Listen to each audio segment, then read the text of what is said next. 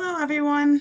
Welcome to our first quarter Legacy Circle and Leadership, Legacy Society and Leadership Circle webinar. We're happy to have you here today to discuss Anera's investment in the future of Palestine. Here today with me, we have our CEO, Sean Carroll, Brad Merchant, and Sulieman Mohammed. So I'm going to pass it over to Brad to just begin our conversation. This meeting will be recorded. So if you don't feel comfortable being on camera, you can turn your camera off. And if you have a question throughout the webinar, please feel free to place it in the chat. We'll get to you as soon as we can. My name is Janelle Blenheim-Gaillard. I am Anera's new annual giving manager, and I look forward to connecting with you all very soon. Thanks, Janelle. Before Brad leads us through this, I'd just like to say a big hello to everyone. Thank you all. It's fantastic to see a lot of Anera friends and supporters with us today. This is an exciting topic for us. I think, as some of you know, the Anera board created Anera Ventures LLC a couple of years ago to enable Anera to be able to attract impact investment to further our mandate. So we know we do good work, we know we have impact, and we know we're only meeting some of the needs. So how do we meet more of the need? And we increasingly feel that being able to attract and work with people who are interested in investing in impact is the way to do it. And so today we're going to talk to you about how we believe a development impact bond can help us to scale up our work. We're looking in a couple of different ways. Today, we're going to talk about our early childhood development program, building more kindergartens in Palestine. As you'll hear from our education director, Sulieman Malaya, we're meeting a pretty good chunk of the need, but it's the tip of the iceberg. There's a whole lot more need. And how do we scale up our financing in order to do that? So that's what we're talking about today. We believe that this tool, this development impact bond, can be used across a lot of our funding. There's no direct ask today. This is a beginning of what we hope will be many conversations about what we're looking to do. And it really, again, is how do we get more support to meet Anera's mandate of improving lives in the Middle East. And thank you for being here. I'll turn it over to Brad Merchant, who is our impact investment consultant, has been working with us over the past year to develop a business model, an understanding, and a process to make Anera eligible for and attractive for impact investors. Brad, over to you. Thank you. Thank you, Sean. Would someone mind sharing the slides on the screen? It would just help me save bandwidth.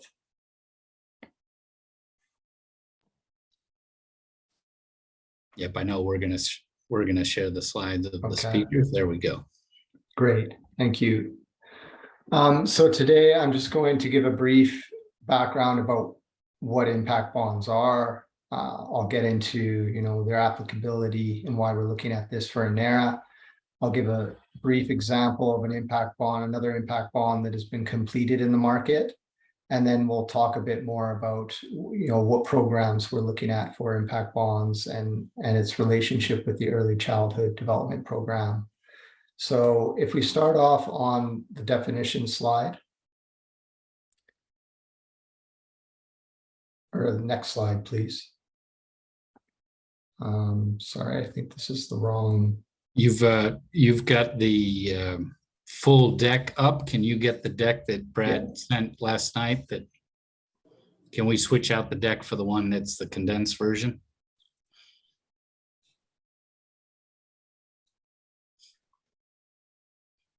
Yeah, I think this is it then. So if you go to what I think should be slide 4. These are the appendices, so go up to slide 4, please.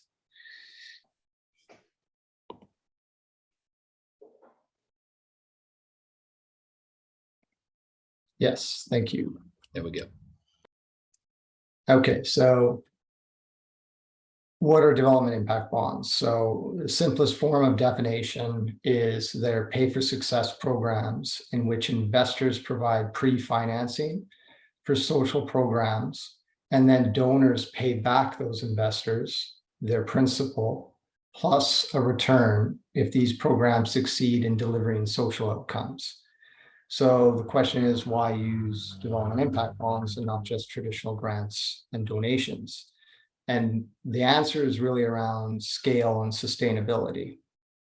So by using impact investors, programs are able to scale their funding impact. It's meant to be additional to donations and grants. And it's a way to scale up pool of funds that they can use for their programs. And what can happen with these is that impact investors, can then reinvest in the same or other programs with the funds that are paid back. So it enables that program to access not only different pool of funds, but those pool of funds can be recycled, which continues the scale of their programs. So ultimately, it's all around scale. And one of the main goals is really targeting this pool of funds towards social impact that will help to narrow the funding gap that's required to achieve scale in our programs, and at a global level, achieve scale required to achieve the UN Sustainable Development Goals. So there are international development institutions, bilateral donors, multilateral donors who are all looking at this as another tool in the toolbox to help scale the funding required to achieve impact goals.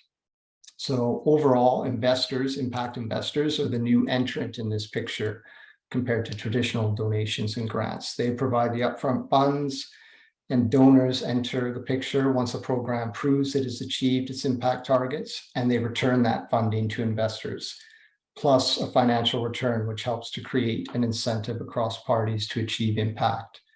If we go to the next slide, please. So why does this make sense for Anera? Well, all of Anera's programs deliver impact. All of Anera's programs deliver impact that can be measured, and all of Anera's programs provide some form of economic benefit or cost savings to society that is valued by donors. And donors are now willing to pay more for programs, but they would make those payments after and only if and when the promised impact is met. So Anera can get access to more sustainable funding. It can scale its programs, and at the same time, we can be an innovative leader in the region, offering different funding solutions to help increase social impact. The name of the game is just scale and sustainability, and trying to use all the tools that are available, meant to be complementary to our existing means of funding. And the attraction of this funding is that it presents just more sustainable funding for Anera's programs. The funds can be recycled into the programs, and they can allow those program teams to focus more on the long term with less of a need to continually focus on finding funding.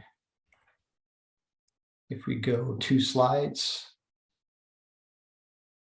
and the next one, I'm just going to discuss an example that is in the marketplace now. It's completed this impact bond and has results. So this is the Educate Girls NGO, and it's an impact bond that took place in India. And what Educate Girls was trying to do is they recognized the problem of a lot of girls being out of school despite being eligible, and the illiteracy problem in India. And the solution they had was focus on delivering an education program for all boys and girls, grades 3 to 5, and also work to improve enrollment of out of school girls into the program. And UBS was the impact investor that provided $270,000 up front. They paid 40% in the beginning, 60% a year later. And the program was simply just focused on enrollment and learning. Enrollment, it was door-to-door survey identifying those out of school girls, and then they would work to enroll those girls in the program. And learning, it was just delivering child-centric curriculum based on reading and math skills for all boys and girls in grades 3 to 5. What I've described here shouldn't sound too different from any other standard program in the international development space. And that's because it is very similar. We go to the next slide, please. Now, this is where things get a little bit different. So we enter into the picture here, impact metrics and outcome pairs. So at the beginning, when this program set out, the program and all participants agreed on the impact metrics to be measured and their respective targets for delivery. And so they focused on enrollment and learning. Enrollment, they set a target of getting 79% of the out-of-school girls enrolled from the survey into the program. And from a learning perspective, they focused on a standard ACER test, which focused on reading and math skills. And they targeted an aggregate improvement of just under 6,000 over a control group. So the important thing to note here is these aren't crazy or very difficult targets that they've set. They've set things that are very achievable, and that's the baseline in order for the impact investor UBS to get all their money back. What happened was they achieved 92% of eligible out-of-school girls enrollment, 116% above target. And the ACER learning score aggregate in total was just under 9,000, which was 160% above the target set out. So in the end, what this meant was Children's Investment Fund Foundation, who were the outcome payers, paid back UBS $270,000, plus for exceeding the targets, an additional $152,000.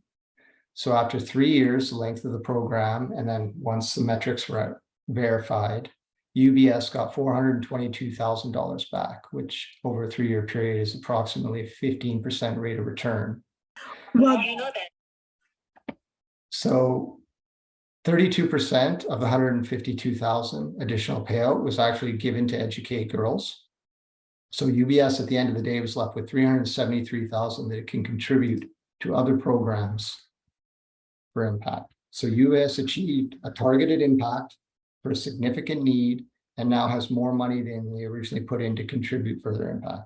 Now, granted, this money comes from outcome payers. It has to come from somewhere, but the incentives, when aligned in the view of the outcomes payers, a lot of foundations and donors, creates better value for their dollar. The impact is guaranteed, and there are incentives to achieve better outcomes, not just a set of targets. So let me just jump in to emphasize a couple of things here for everyone. On the targets, we don't know the details here, but we can imagine that there was some negotiation between the impact investors and the outcome payers. So you can imagine maybe the outcome payers saying, well, for me to pay, I really want a good outcome, and I want 80 or 85% or 90% target. And the impact investors might say, well, I want to make sure I get my funding back. So what if we do a 50 or 60%?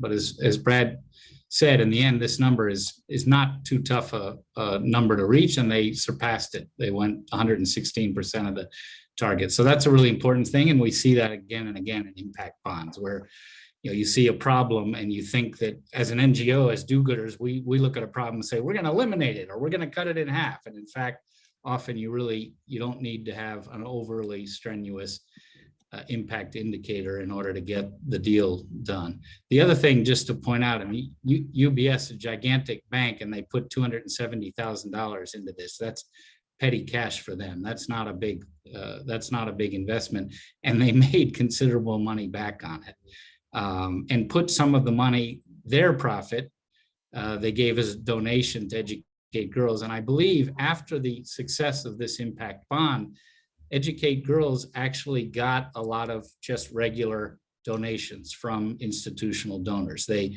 greatly increased their donations for the work that they were doing. Thanks. Okay, if we go to the next section.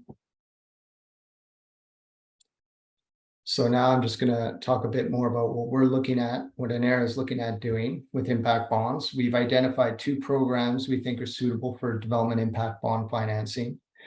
We plan to raise $10 million in upfront investment for each program, and we target raising $15 million in commitments from outcome payers that would be given at the end of the DIB funding period, which we estimate around 5 years. Again, that would be for each program.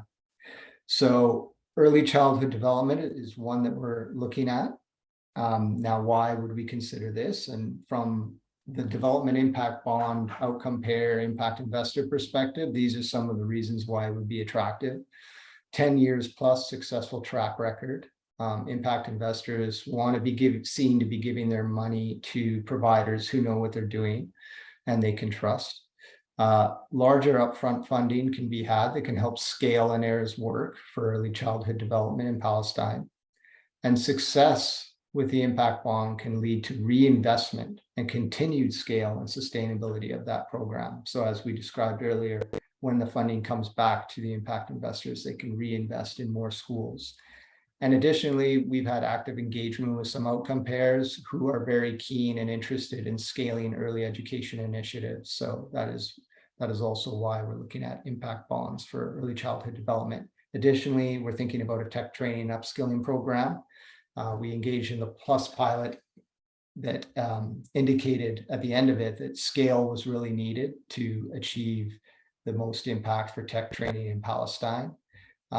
Learnings from the ecosystem study that the team has done demonstrates a need for multiple training tracks, which require significant upfront investment.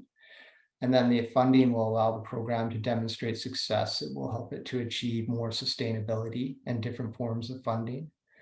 And then again, we've also engaged with outcome pairs who are interested in scaling upskilling initiatives in the tech space as well, particularly in Palestine. So that's another reason. But what we're here today to do is talk a bit more about early childhood development and the impact bond for that. So if we move to the next slide, I can get into that a little bit more.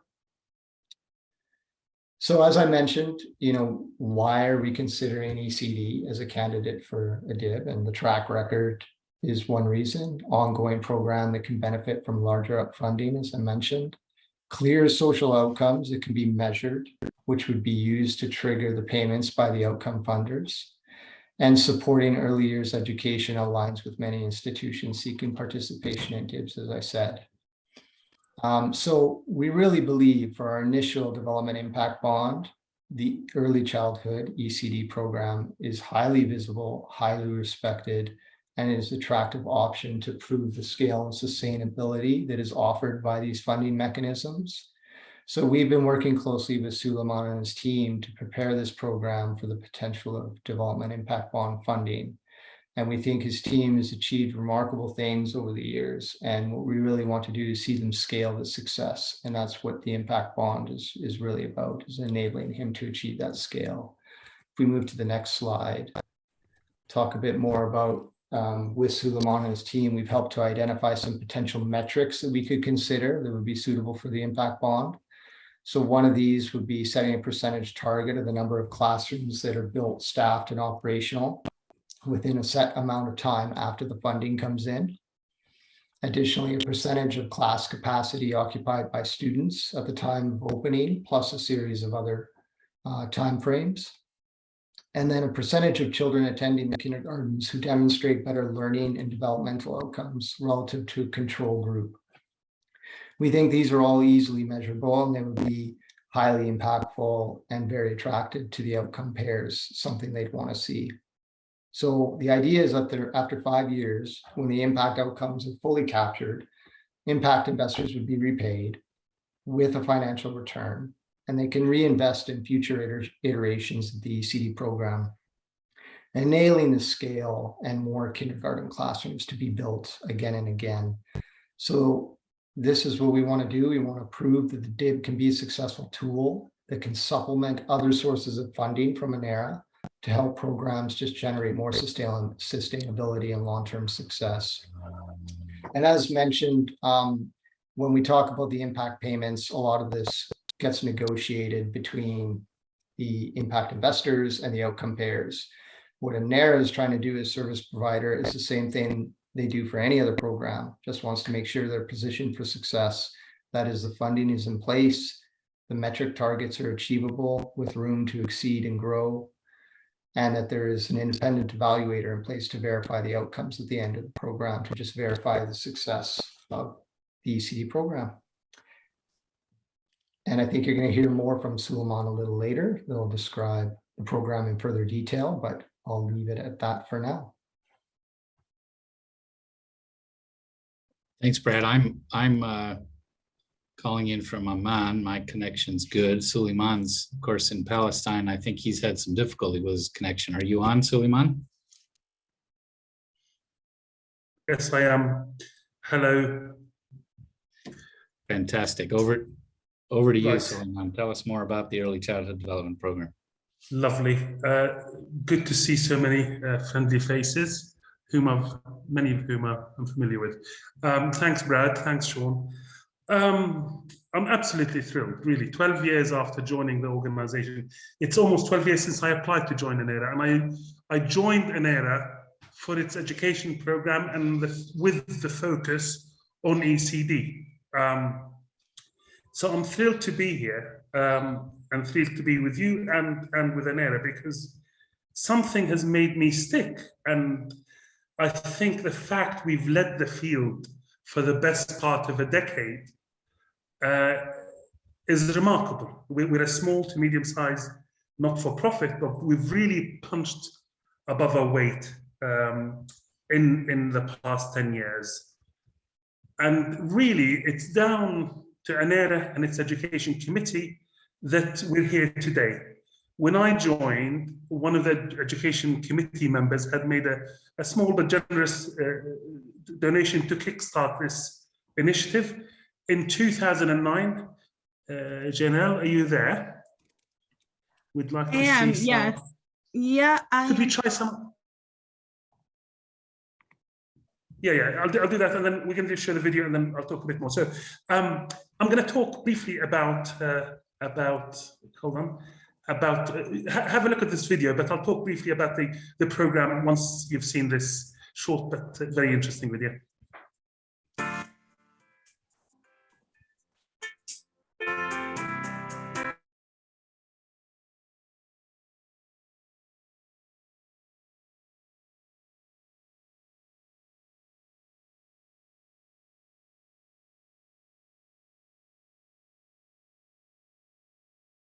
Not coming through well, right? Or is that just me? Is it coming through for people?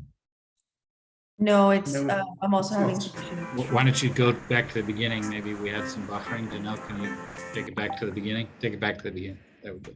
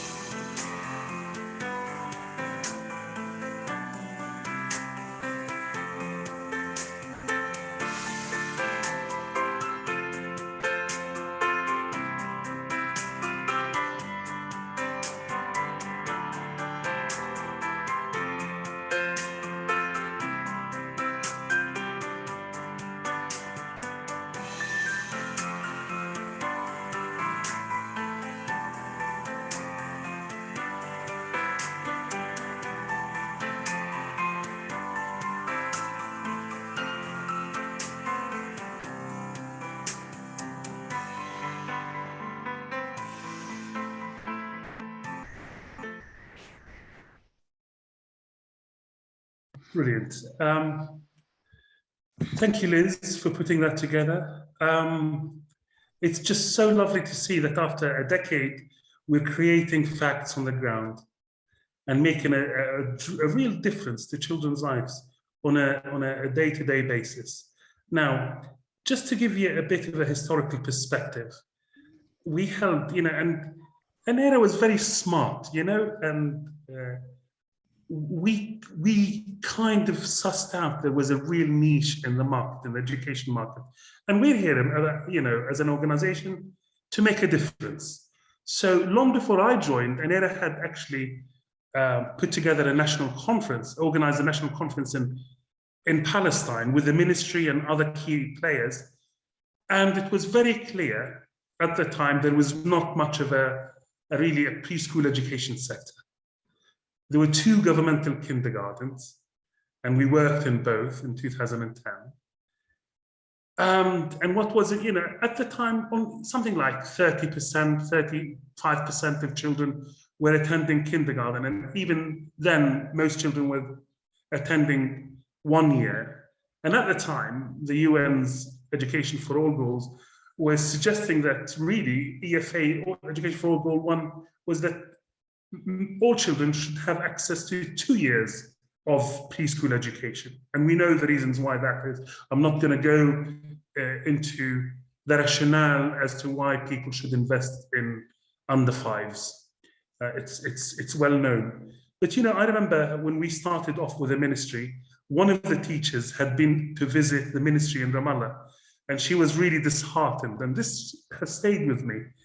And she was just saying, oh, she was complaining to a colleague in the ministry, a policymaker, saying, oh, we're not regarded as us preschool teachers, we're not remunerated. And he turned down and said to her, but you don't do anything, you only play with kids, as if she doesn't deserve. And that really was the environment at the time. It was seen it wasn't seen as a priority, a national priority, and hence there were only 2 kindergartens. So very quickly, we realized that we needed to improve the quality of the existing preschools. A lot were not fit for the care and education for children. Most of the teachers, in fact, all but 3% of the teachers at the time had any training in early childhood development. So 97% of teachers at the time had no specialist training in early years. And really, we knew that if you really wanted to make a decent impact in early years, you need to look at the multiple environments within that are connected to the child. So the physical environment is really important. The temporal environment is critical. The routine, the daily routine, the pedagogy, the teaching, the learning, the activities, that's the temporal environment. And the social environment is critical, engaging with the community, engaging with parents, the caretakers, etc. So we did that. But we also realized to really have a bit more of an impact than just focusing on clusters of preschools in Gaza and the West Bank, we needed to work on policy. And can we just go through, Janelle, the next slide? Okay, so in that time, we're proud to have reached more than 200 kindergartens, renovated and equipped, and we even developed standards. I'm not too sure whether Ilham was with us, but she and I worked on national standards for preschool environments, the physical environments, etc., because there were none. As a small to medium-sized NGO, we also trained 1,000 teachers, 500 of whom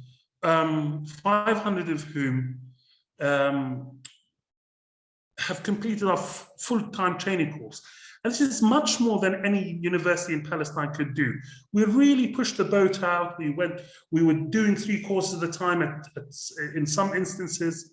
And we're training and mentoring teachers to improve the quality of education for children. And we initiated many community ECD efforts, such as, whenever we've had a war on Gaza, we've responded with psychosocial support, expressive arts.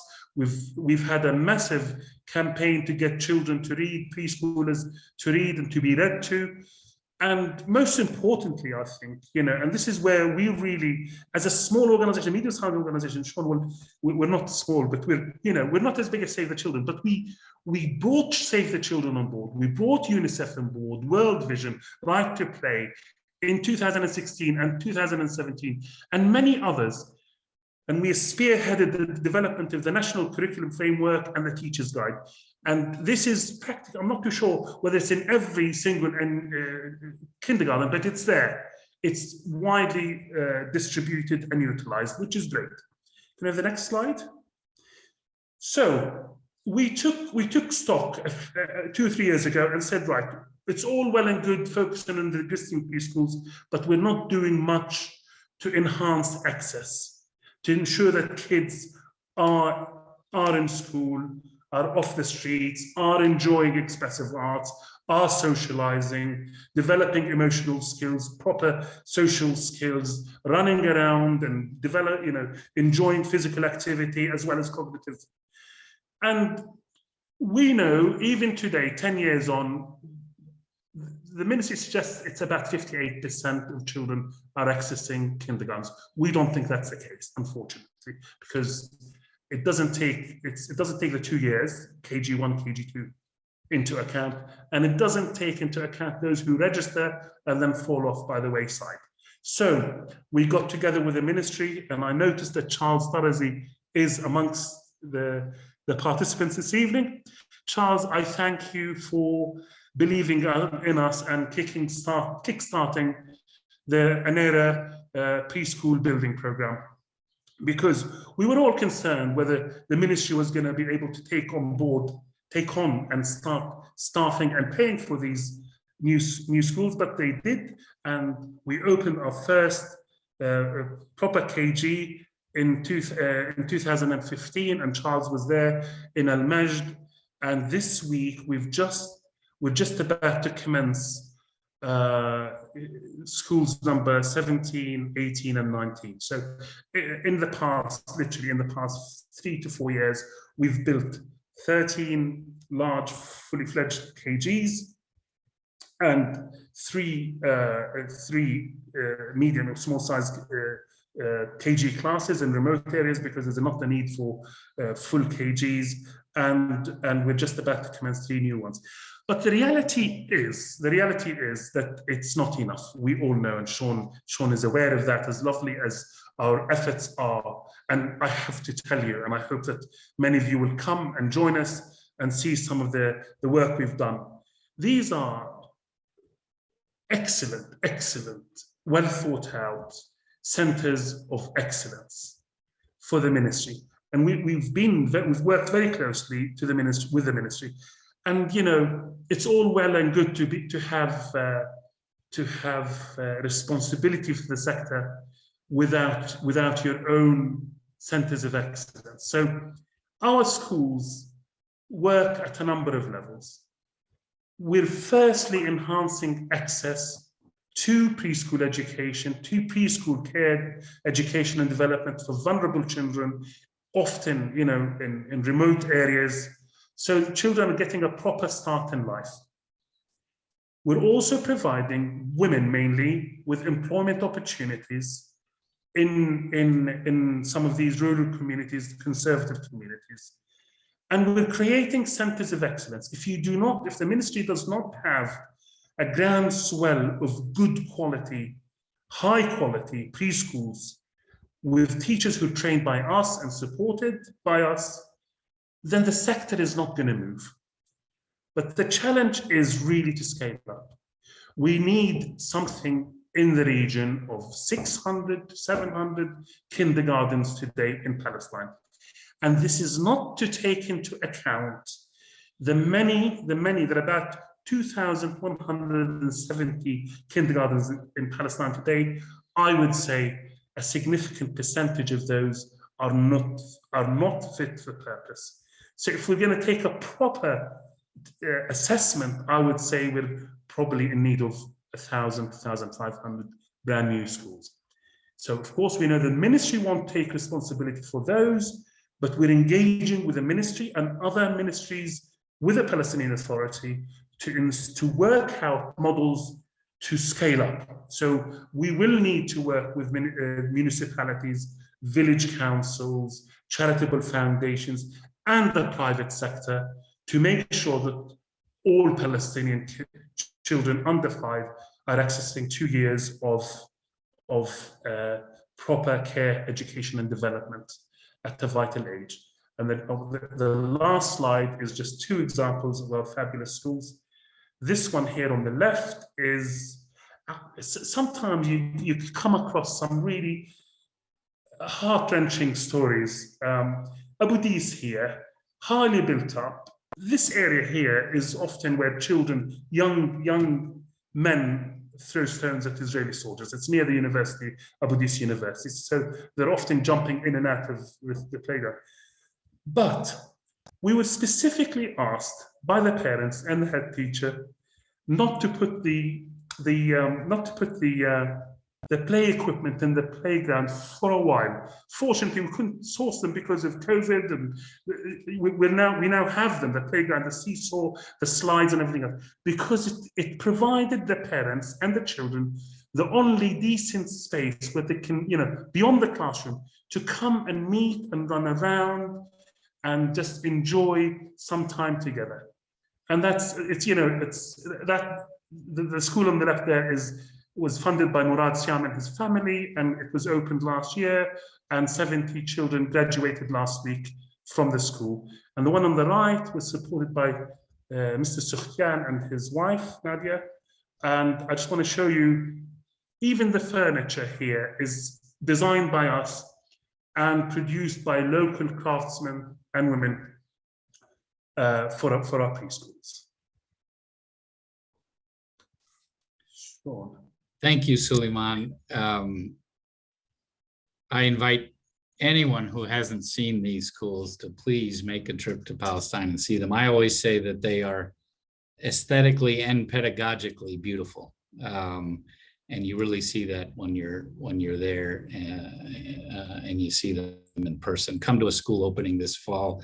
We're opening several. I want to thank Charles Terzi and the Terzi family for being on and for all of the support. The Terzi family are one of 3 donors who have now built multiple schools, at least 2 schools. And we're doing quite well, building 3, 4, 5 of these a year. But as we've said today, there's a need to build 30, 40, or 50 a year. And while we've got fantastic donors and a lot of them, we probably won't get to those kinds of numbers just doing it through the traditional way. So I'd like to give you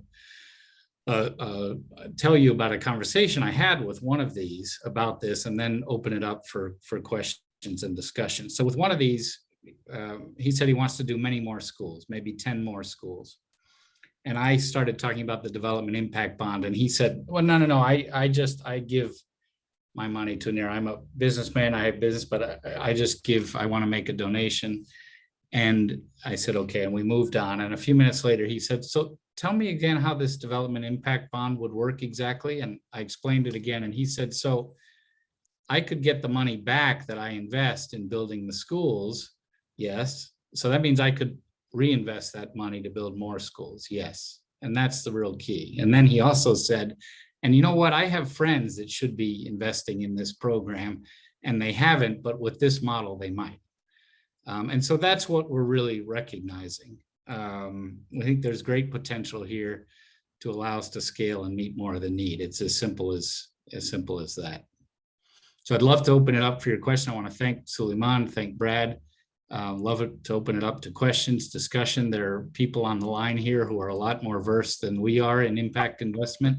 Bassam Hishmeh is on here. He's making a lot of investment in social impact in Palestine. Love to hear from him. Love to hear from any and all of you.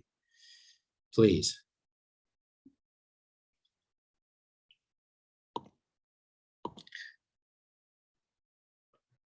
One question. Go ahead, please. Go ahead, Bassam. How are you? Good to see you. I'm doing good. Doing good. I mean, if you're talking about building 1,000 schools and you need, I don't know how many teachers per school, who's taking care of educating the teachers and getting them ready so that you can handle the kids?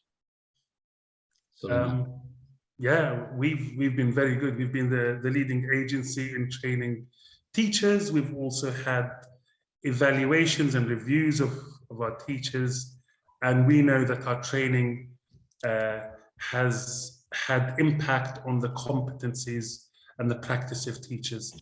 In fact, Ilham has recently published a book, and one of the chapters looks at the impact of our training. So it won't be enough for Anera to be training the teachers, but we're always delighted to hear that our training, you know, they say, some of the teachers say that in the 3-4 months they're with us, they often learn more than they did at university.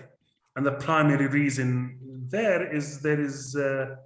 there's practice, there's follow-up, there's on-the-job support by us. So we will do it. The ministry and the World Bank are working with Baltimore University at the moment to set up a preschool, a pre-service course for teachers as well. And there are others like World Vision and SAVE who do some training ECRC. So we'll be ready to do our share, Bassam, and I'm delighted to see you this evening. So we're good, and we need to, you know, the DIB will not just focus on developing the physical infrastructure. It will give us time and funds to be able to upgrade and refresh our training course, get that accredited, etc., and get the teachers assessed, and so that ultimately they can provide better teaching and learning opportunities, better pedagogy in the classroom. Thanks. There's a good question from Nardine in the chat that I'm going to turn over to Brad, but let me just add something, Bassem. This is an excellent question and a challenge, right? And I like to make the point, as you all know, US government funding can't go to directly aid the Palestinian Authority. And people argue that if we do a school and turn it over to the authority, we're aiding the authority. And I argue it's actually the reverse, because the authority has called for universal, the education ministry has called for preschools, kindergartens to be part of universal education, but they don't have the resources to build the schools, to train the teachers. And by doing this, by having a program that builds more kindergartens, we are actually putting a burden on the Palestinian Authority that they do need to then hire and pay more teachers. So I think it's a really important point. It is a challenge. It's not an easy thing, but so far the relationship that we've developed, that Sulieman has with the ministry, they're very much welcoming him, and they realize that this is something they want, and if we can help, but it puts them on the hook for investing as well. But my point basically goes to, we have a lot of universities in Palestine. Why not make this need as part of the curriculum so that the students, when they graduate, they have jobs instead of having to go look for a job or leave the country to get a job. So you already have the need, you're building the schools, and if you have graduating students, teachers that have the skills to teach in your schools, then we kind of satisfy many social requirements. Okay. And while I have the stage, Sulieman, next time I'm in Palestine, you're going to have to take me to one of those schools. I'd be delighted to, Bassem. Okay. It was lovely to see you in Beit Imreen a couple of years back. Okay, that's a very good question. We initially, actually, our program was going to work with the Najah University in Nablus and Bethlehem University in Bethlehem, of course. And we decided not to go for it because, quite simply, there wasn't the interest and there weren't the employment opportunities for preschool teachers. We're working to change the culture, and we've changed the culture.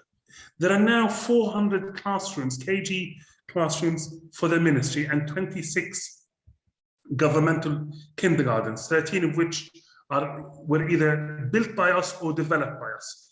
So the ecosystem, as we often refer to it, the preschool education sector is changing. Al-Najah have just started training preschool teachers again, and Al-Quds University have done it again, because there's interest. There are employment opportunities with the ministry and else. So the sector is changing. There wasn't the interest 10 years ago. There weren't the opportunities for people to go into the professional pathway, as it were. It's changed. There are people who are vying for positions with the ministry. We know that they're going to be employing 20 more teachers this year, this next month, July. So it makes sense for young people to go into preschool education now. And I suspect it'll get better, but it won't be the ministry alone that is going to help us to fill that gap. It's going to be the municipalities, the charitable sector, and we have to create a way of supporting, when the ministry or the Palestinian Authority has to work with others, such as the World Bank, to support the private sector, because they're ultimately, at the moment, they're the largest providers of care and education in Palestine. But things are changing, Bassem. They really are. I mean, it's wonderful to see people. Excuse me, Sean, let me just say, this year, and I was just, because of COVID, we could not train the teachers in the schools we've built over the past 3 years. And there were 11, which is lovely, and 2 kindergarten classes. So this year and a bit of last year, we went up to Nablus and trained all teachers in the 5 kindergartens in the Nablus area And it was literally the first time I felt that we were genuinely making a strong impact. They are, everyone says our schools or the Anera ministry schools are now better than the fee charging ones, the private sector ones, because you've got happy employees who are employed, who are valued, who are trained, who are supported. And there are kids who are actually cared for in a decent way. And this is, and hence the centers of excellence. We've created, we've not created this niche, we've really grabbed this opportunity by the scruff of the neck and we've run with it. And we need to run faster, I think, Sean, to get more children in classrooms. Lovely, lovely, brilliant, Habibi, brilliant, lovely. Brad, can you answer the question in the chat? Yeah, sure. So to give you an example, say you have USAID as an outcomes funder and you have somebody like UBS who's an impact investor. Now you're trying to strike a balance between an achievable impact metric and a meaningful impact metric. UBS wants something achievable because they want to be able to see those targets get hit and the money come back. USAID wants something meaningful. They don't want to dilute the work with low impact metrics that are easy to meet. So there's a negotiation that takes place in which they set out what how the mechanics of those returns will work. And I wish I had that table as an example from the India did in this presentation, but I don't. But what it shows is they had 100% return for those two target metrics I showed, and it went all the way up to a maximum of the 15% rate of return.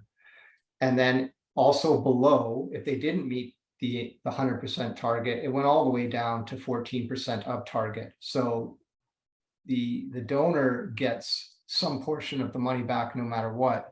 It's just a matter of, or sorry, the impact investor gets some portion of their money back no matter what. It just matters how they negotiate what those percentages of target look like and what the associated payment will be with that. It's really a negotiation between those two parties that determines it. But the calculations are predetermined, but they are based on outcomes, if that makes sense.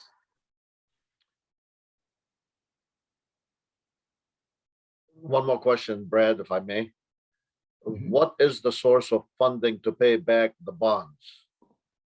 To pay back the impact investors? Yes. It's typical donations that are made by the likes of USAID. So instead of them funding the program directly at first, they pay at the end if those outcomes are achieved. They pay the impact investors. So they're still contributing to the programs. It's just different in the way they're doing it because they see value in doing it this way. And they're willing to basically fund whatever return that you're paying on the bond because it's a successful program. Yeah, So ultimately they're assured of success and meeting their mission. That's right. Yeah, it's because there's been a lot of criticism with donors of late because they're not showing, demonstrating the impact as well. And they kind of see impact bonds as a way of demonstrating that impact because there's no payment that they make if targets aren't being measured and achieved, or they pay less. Okay, thank you. Mm-hmm.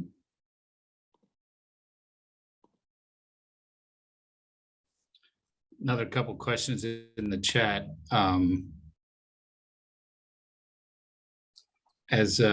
Let's see, as Piney Kessing, as board members, we all try to identify donors. How can we help with DIBs? Perhaps we need a short training session or at least tips on how to look for corporate educational entities interested in becoming an impact investor. The first thing I'll say, thanks, Piney, very much for this question. And as always, for your willingness to help us find people interested in supporting our work. The first thing I'll say is the first group we're looking at is our own existing funders and partners, and really trying to help them see that it's not a giant leap, particularly for an outcomes payer. So the donor who's interested in building 10 schools, that's $2.5 million. That suddenly is a big chunk of the outcomes payment that we need. So I believe that eventually, and we have to be a little careful, right? We don't want to postpone all of the funding till the end. We need some funding up front.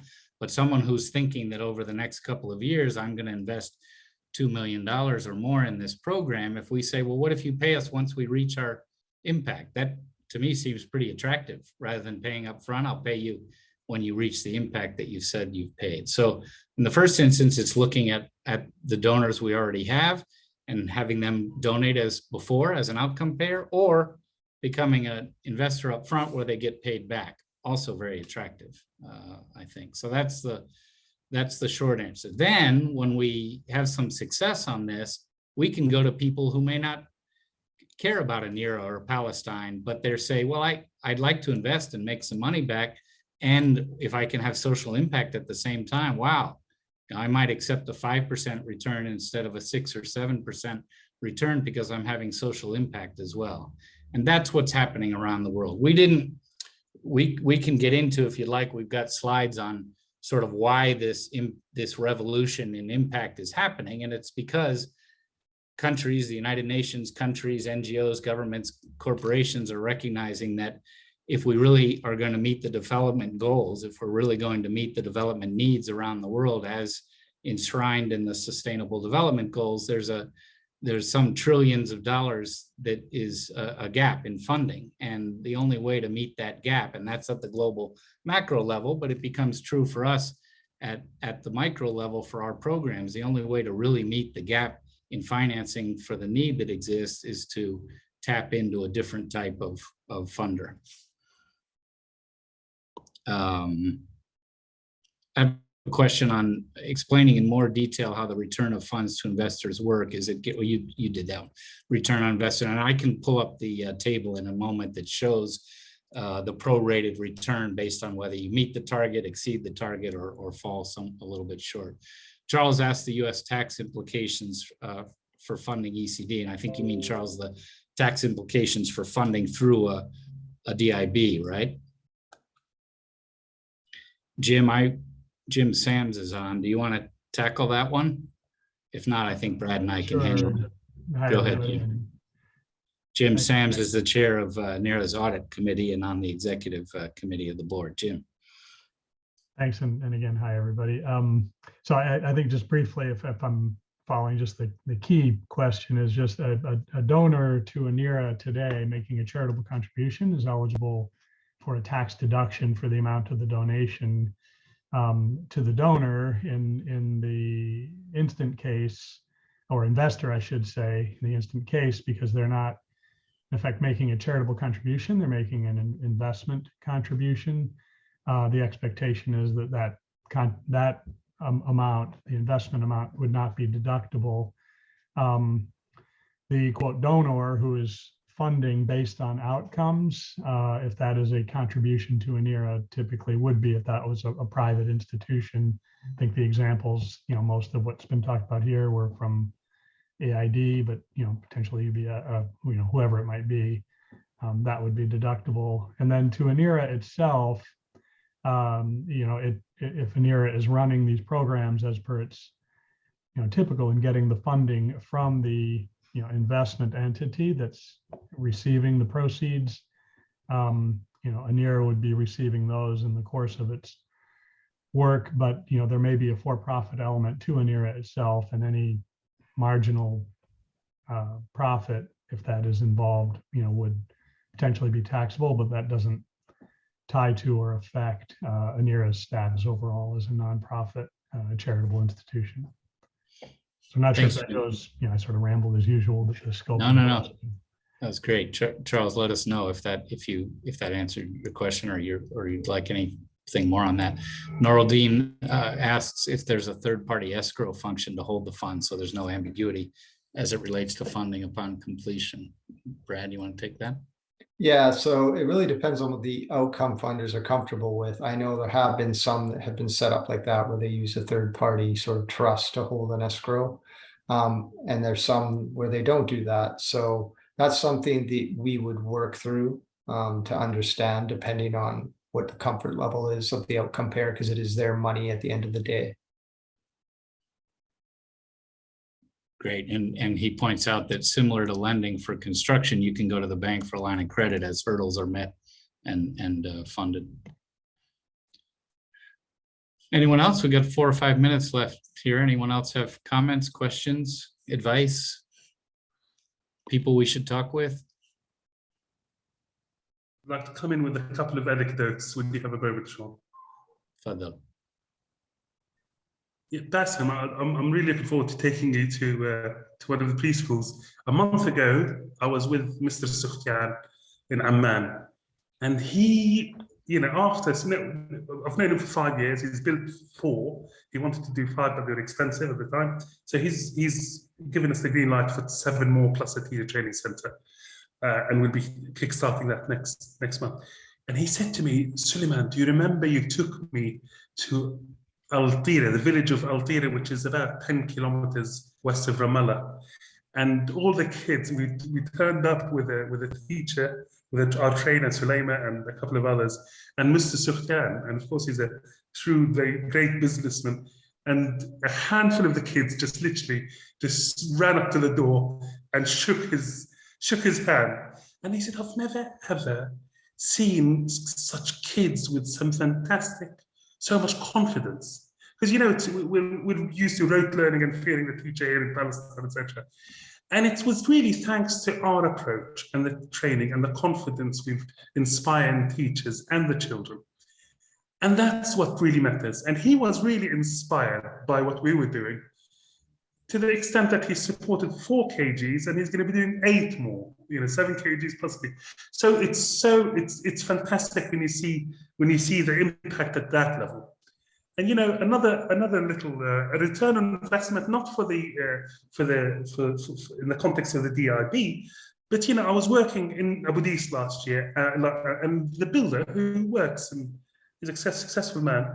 And he said, what are you doing here? And I said, well, this is a preschool. And he said, oh, yeah, okay. And I said, do you have kids in kindergartens? And he says, yes, of course, I have 2. And I said, how much do you pay? And he says, one 4,000 shekels and another 5 a year, which is a lot for Palestine. So that's something like $1,500 to $2,000.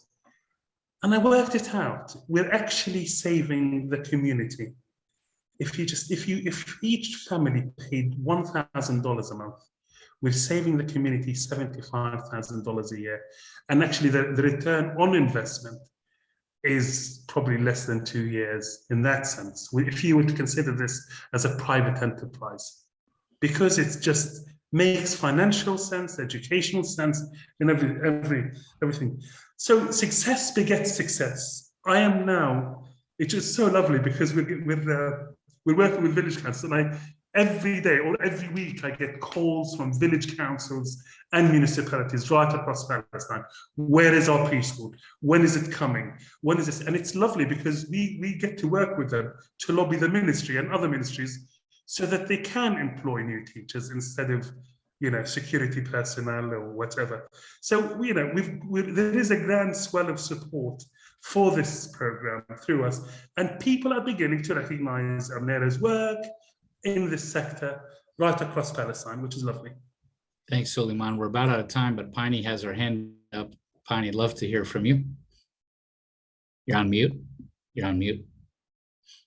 Mute. Sorry about that. Just a quick comment. For about the past 25 years, my husband and I have taken in Palestinian students every summer, young kids from 13 to 16 years old, for a special music program. And I'm certain many of them have benefited from the work you and your team and our team in Palestine have done in the schools. And I am so thankful. You are all my heroes, because these are the best, most talented, wonderful kids I have ever met. And I'm looking forward to getting some more next summer when the program is no longer in pandemic mode. But thank you for all the work you do. It is just amazing. And I'm very grateful. Well, thank you, Piney. Thank you to all of you. Thanks to board members. Bassem, did you want to say something? Or you're just saying you're on mute? Go ahead. You're on mute. Go ahead. Take off mute, Bassem. Bassem, you're on mute. I said, I want to comment on Sulieman's passion, because he's just very kind of tuned down. He needs to be more passionate. I tell you, I mean, the best salesperson, best sales tool that you can have is take somebody through a school that is run this way. I see them at Rawdat al-Zuhur in Jerusalem, which tends to be similar kind of educational background. And it just makes you want to do more than what you're doing. So your best candidate is somebody that you can take to a tour of the school when the kids are there.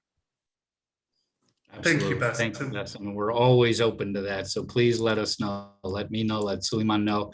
Before we all sign off, there's a link in the chat for more information on our ECD program. We'll get more information to you as well on the development impact bonds. I want to thank everyone who's a member of Anera's board, everyone who's a member of Anera's leadership circle. Thank you so much for your support, your interest. You are Anera. Thank you. Thank you. Thank you so much. Thank you. Thank Thanks, you. Bassem.